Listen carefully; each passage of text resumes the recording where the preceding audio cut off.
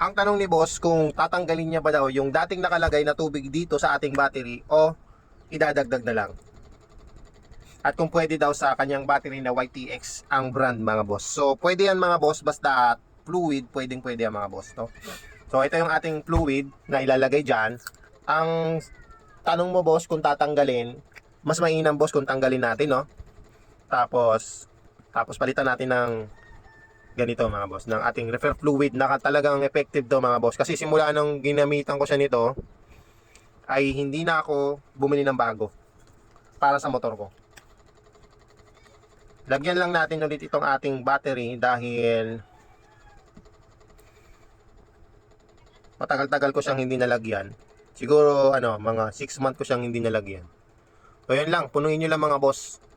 Kung sakaling ma-full charge naman yan, lalabas yung tubig na sobra at paglabas nun, yun na yun mga boss, takpan nyo na.